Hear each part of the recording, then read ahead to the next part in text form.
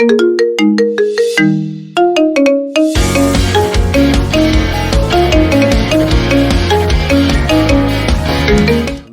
name is Christopher Febrino and my name is 6424174 from class 64 1B and 26, majoring in management.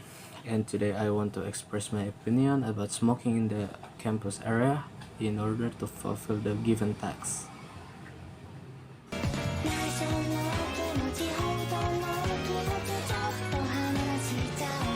Smoking on campus is a topic that has sparked considerable debate, with valid points on both sides. Personally, I believe that limiting or even banning smoking on campus is beneficial for the community health, the campus environment, and the overall atmosphere.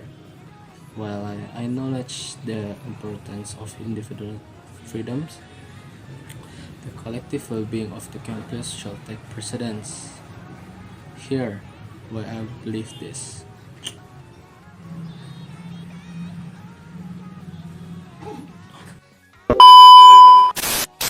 There is the undeniable health impact.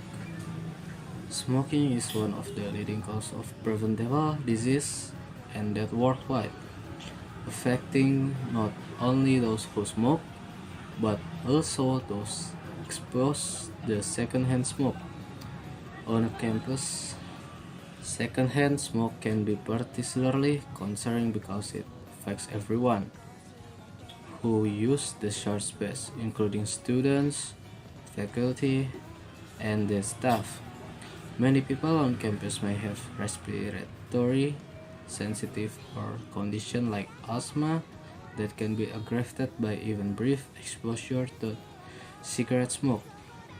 By creating smoke-free space, we hope to ensure a healthier environment where people can breathe freely without the risk of inhaling harmful chemicals.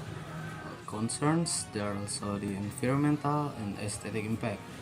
Cigarette litter is a major problem on campuses. Score that cigarette butts are not only unsightly but also environmentally damaging.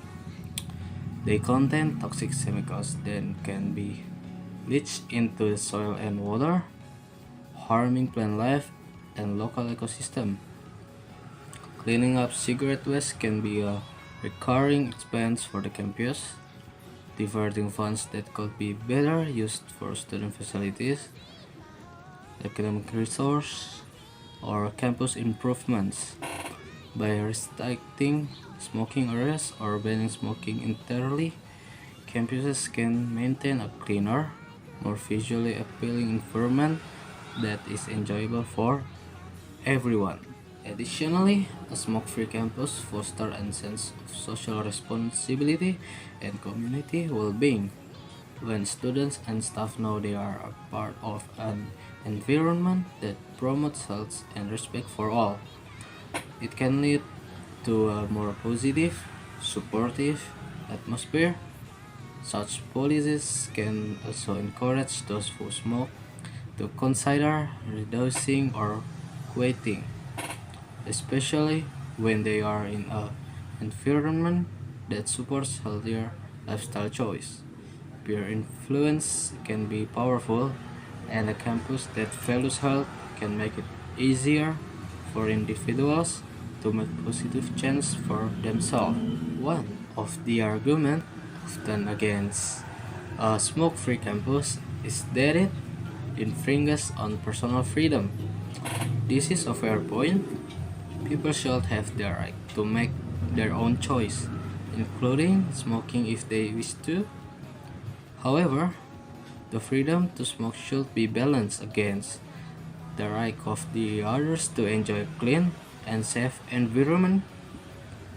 A compromise could be designating certain smoking areas that are away from main walkways, entrances, and high traffic areas.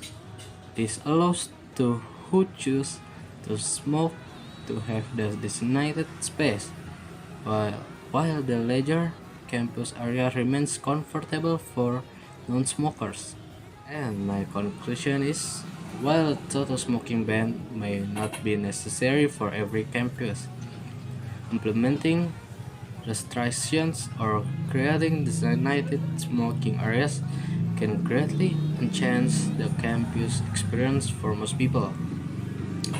It contributes to a healthier community, a cleaner environment, and a more positive atmosphere where everyone feels respected. As campuses continue to prioritize wellness and sustainability, reducing or banning smoking can be a significant step forward, creating a safer, more inclusive space for all students or faculty and the staff in campus area. Thank you very much, and that is my opinion about smoking area in campus area.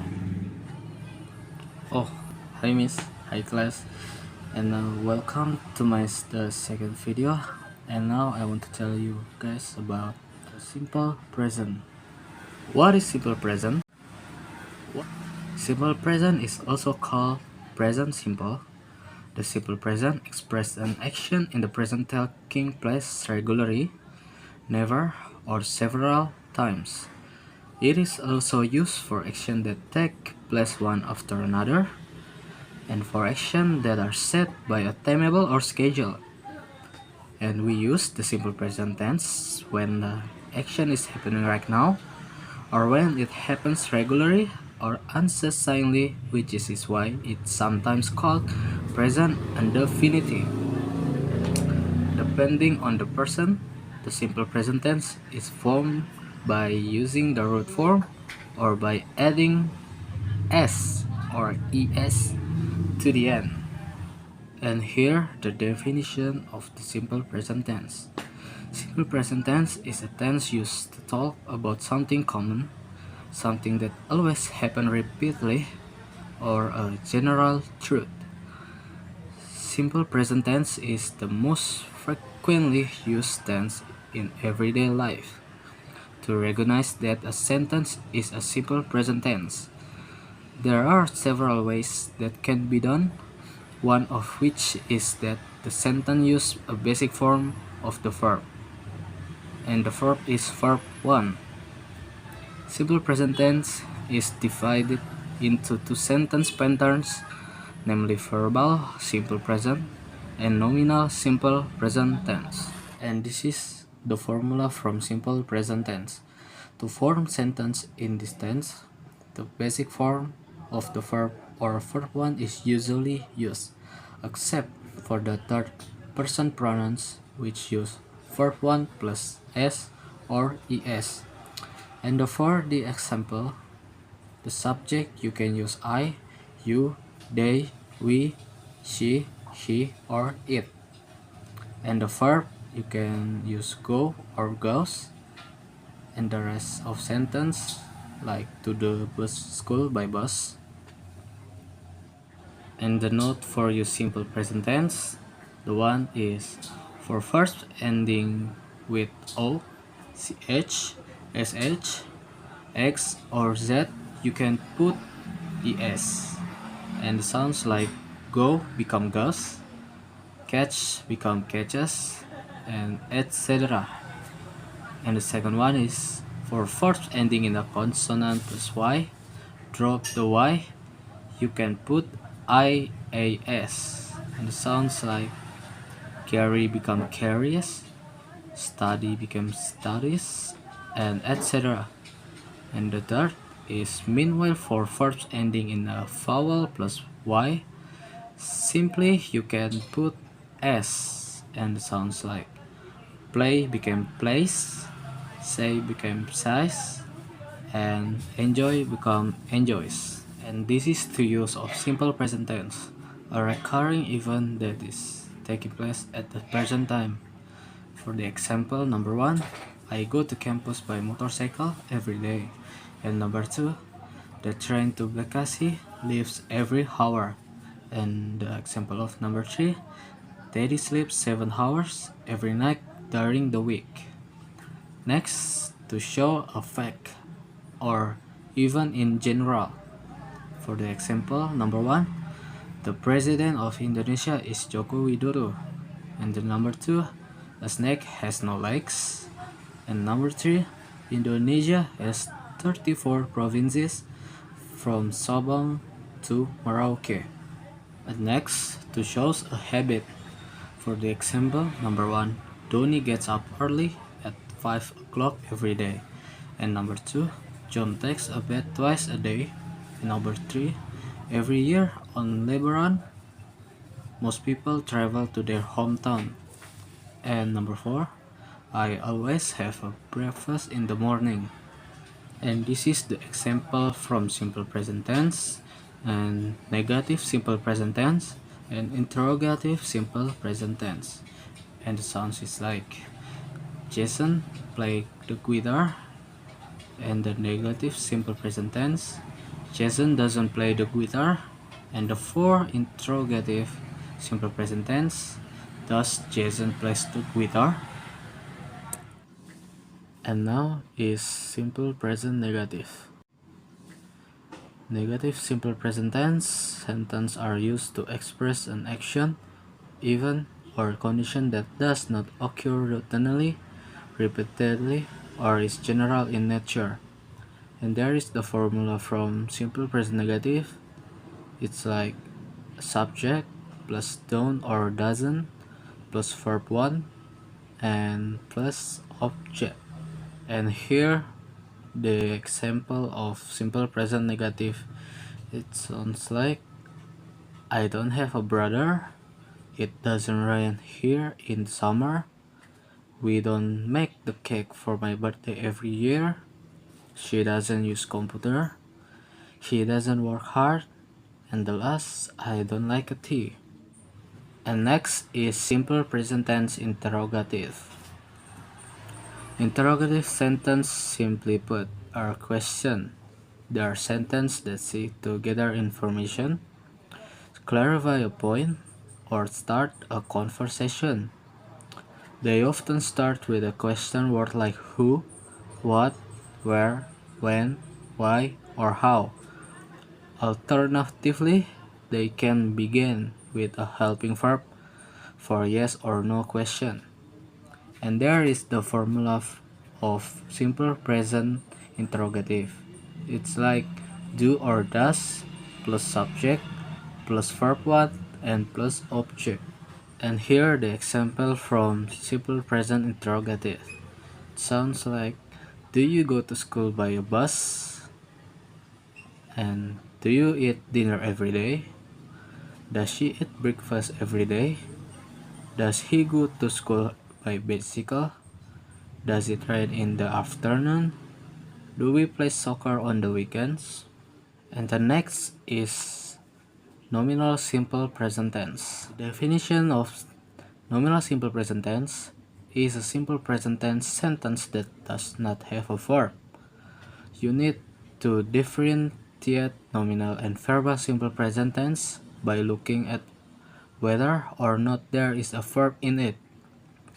Simple present tense nominal sentences are English sentences that do not contain actions or non-verbal.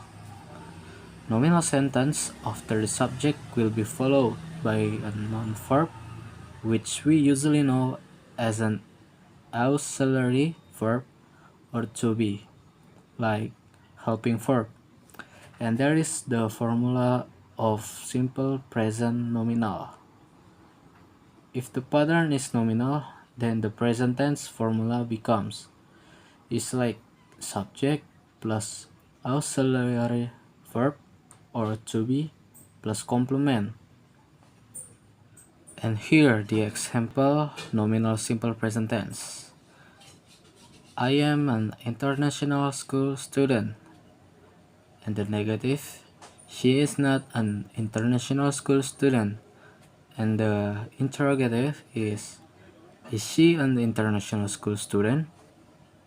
And the next is verbal simple present tense. In verbal sentence, you don't need to add to be after the subject because the verb is the task of being the predicate. So if you make a sentence with a third person subject, like he, she, it, or singular subject, there are some verbs that must be added with s or es at the end. And there is the formula of verbal simple present tense. For the positive is subject plus verb 1 or s or es plus complement. And the negative subject plus do or does not plus verb 1 plus complement. And for interrogative is do or does plus subject plus verb 1 plus complement. And here the example from verbal simple present tense. It's like I live in Jakarta, he live in Jakarta. I don't live in Bandung, she doesn't live in Bandung. Do I work? Does he work? Well, that's all from me, and sorry if there are any words wrong from me, and thank you. Goodbye.